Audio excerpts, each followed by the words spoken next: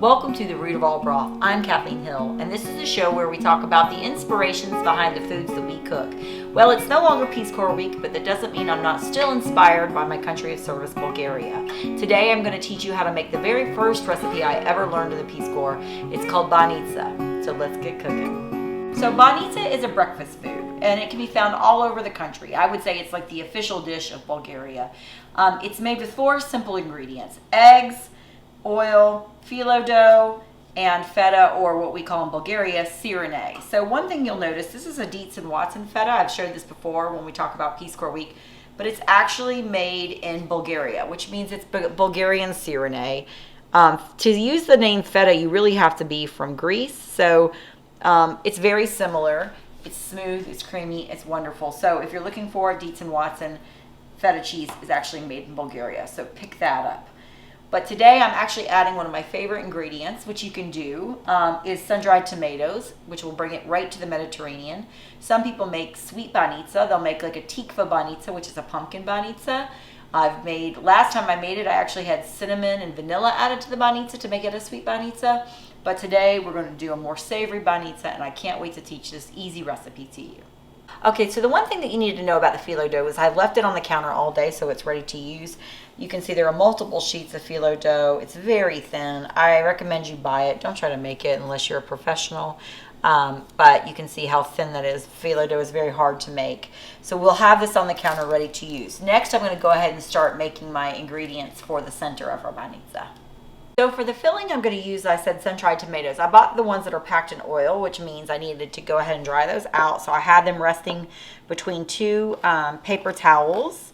And I did put a plate on top of that to kind of absorb that oil. If you buy the dry, then you just simply need to rehydrate those with water. I chose to use the one that are already packed in oil. And I'm using 8 of these. Really, you can use whatever you like. How tomatoey you want your base. I think this will be a really good amount for this recipe. And I'm just cutting it, as you can see, just slicing it, leaving it pretty meaty.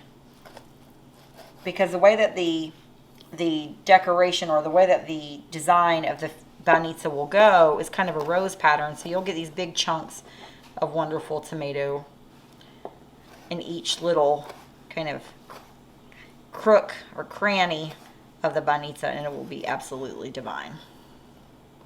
So I'm just going to continue to just chop these. It's the last one. All right, so now we're going to mix this in with our feta. So I have 7 ounces of Sirene, or Bulgarian feta, like I said here, and then I'm going to add my sun-dried tomatoes to the bowl. And as you can see, it looks kind of dry right now. That's because I haven't added my eggs yet. So the first thing I'm going to do is just kind of take a fork and kind of crumble this up. If you guys have worked with Sirene in the past, or feta, you know it just kind of crumbles, so it's not really difficult to work with. And you can see those 8 were just a perfect amount. You can see it's just, you can see that red just popping through with the white.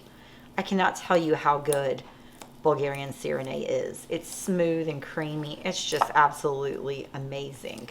And this breakfast food, or some people just, it's just a staple around every house. You go to their house, somebody's made a banitsa, they serve you a piece. Any magazine throughout the country, you're going to find this awesome staple. It's just great. So I hope you guys try this at home. It's not very difficult. So now I'm going to add 3 eggs to our mixture. Now when you're using eggs, always use a separate bowl. That way if there's a bad egg, it doesn't ruin your batch. Right?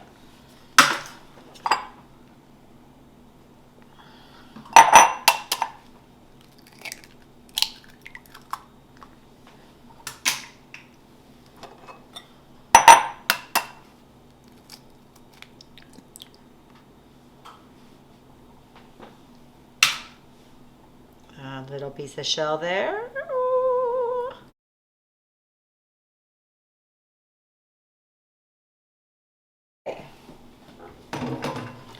And now we're just going to stir this up. And this will be the base of our banitsa. Egg is a big part of this dish. We use it not only within the banitsa, but we also use it on top of the banitsa. So you see, I'm going to continue to mix this, kind of press down that Sirene as well, and kind of get it mixed in. I'm going to teach you the way that Vessi taught me. Vessi was my language teacher, and she taught me how to make banitsa from her home. It was I took a picture of every step so I could learn exactly how to make it when I got home. And I was so glad that I took those pictures, because I was like, oh, let me go back and see. Now, she didn't use sun-dried tomatoes, and she actually at the end adds eggs, and she mixed it with a little bit of a lemon lime drink that they had, the topping. But I didn't want to try Sprite or anything here because I wasn't sure if it was going to give me the same kind of flavor. So I was like, I'm going to avoid that. But if you ever get a chance to go to Bulgaria and really try this out, you guys are going to love it. So I don't have a banitsa pan. I wish I had bought a banitsa pan when I was in Bulgaria. But what I did is bought a 9-inch Springform pan, because you want to use a round pan if you're going to do the rose pattern. You don't have to do the rose pattern. I've cooked banitsa before in just a big casserole and did a flat pattern, but I want to do the rose for you. So I bought a 9-inch Springform pan. What you're going to do, I would also recommend you buy one little plastic squeeze bottle for your oil. Just gonna lightly grease this pan, just a little oil in there, and then take a paper towel, you know the deal, and get this pan ready to be used. Okay, now another thing that oil bottle is going to do for you, is going to help us when we get ready to do our phyllo dough.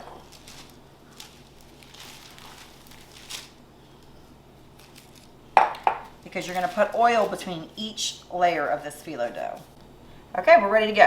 Get your oil, and now this is a canola oil, and you're just going to spray a little bit of oil on the sheet. Now the secret is getting just the right amount of your mixture, because you don't want too much of the mixture to where you can't roll it. So you see, I'm not using a ton.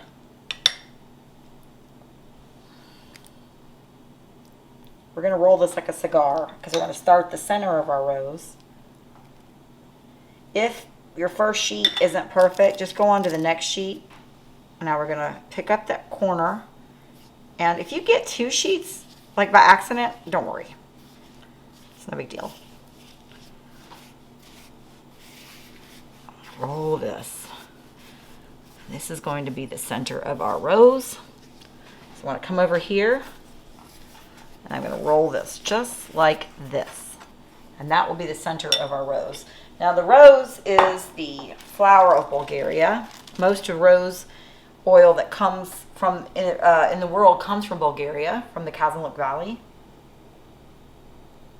And we're going to continue to do this.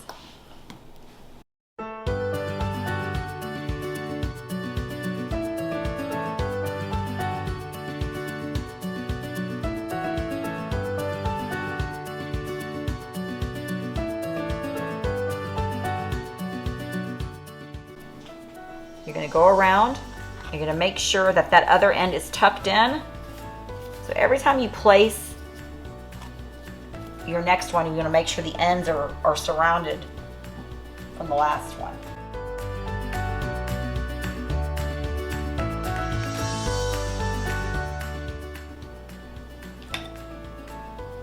I shared the last one I made with my neighbor, and she had never had it, of course. So that's part of being in the Peace Corps. It's like sharing a bit of Bulgaria with the world, and so I do it through my cooking. And everybody knows my favorite recipe is pile zele, which is chicken and cabbage, which I've made on the channel before. I'll put a link to the video here in the box so you can go and find that recipe. I did that last Peace Corps week. All right, let's take a look. So I'm gonna see those ends. I'm gonna make sure they're tucked, and then I'm gonna put these ends over here. And you can start to see the visage of a rose kind of appearing here. The flower.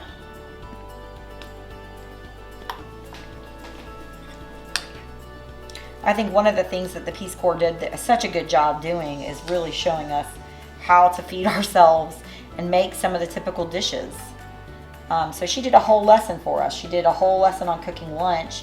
She did banitsa, but we also did mishmash, and I believe we also did some kind of stuffed pepper. It was delicious. We enjoyed it. I enjoyed it, I think, as much as anybody, just because I love to cook so much. A lot of pickled salads there. My favorite is zarska salata, which was like a pickled salad of cauliflower and red pepper and carrots. Oh, I miss it. So when you think about traveling in the world, those things that you really love, that's one of them.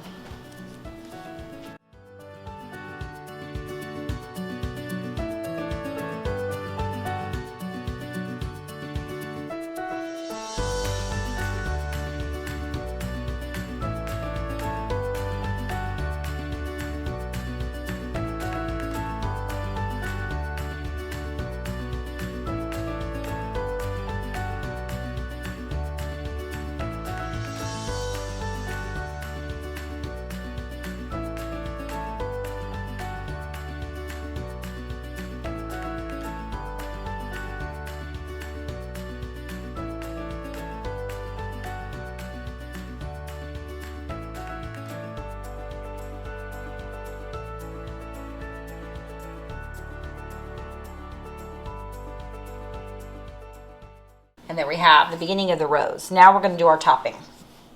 Okay, for our topping, we're going to take eggs again. More eggs. Yes, more eggs. Eggs are the star of this dish.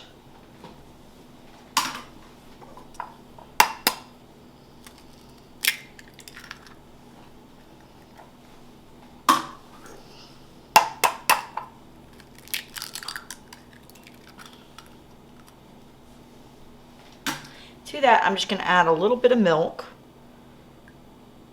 I think really like, this is a third of a cup. I'm not going to use all of it. I'm going to use about half of that. Just do it to eye. I like to do it just like you would do scrambled eggs. And then I'm going to mix that up. I don't want it too liquidy. Now when I made a sweet one the other day, I added a little bit of vanilla and cinnamon to this. Oh, it made it so good. And then I added the cinnamon also in vanilla to the center. Okay, the trick is for this, you want to get it evenly, pour it evenly onto the rows. I want to get the sides first, make sure they get all nice and moist, and then I'm going to work my way in and go back out. I want to make sure everything gets covered by the egg mixture.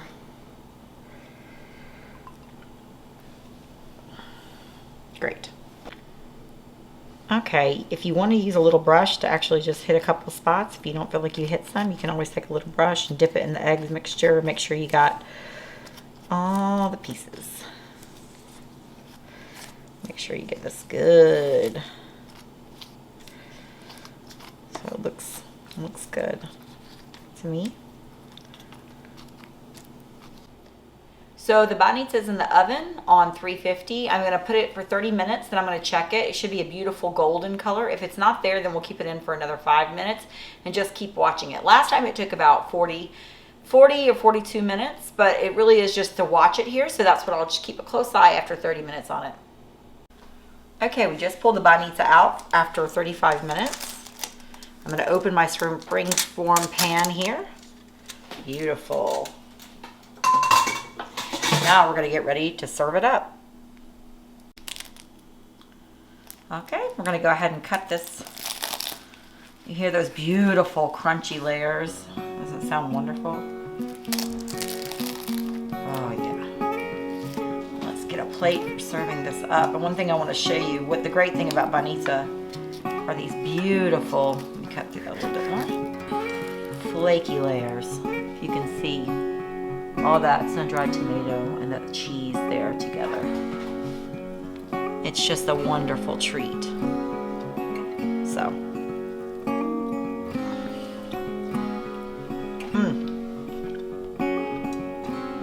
what a delight.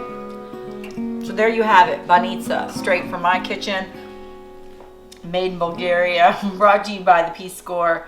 I hope you enjoyed this recipe. It's one of my favorites. Try it at home, try it sweet, try it savory, do what you like. And I just want to thank you all for stopping by and come back again. And if you haven't subscribed, hit that subscribe button, smack that like button if you support support the Peace Corps, if you support this channel, and you support good food. Thanks for coming by.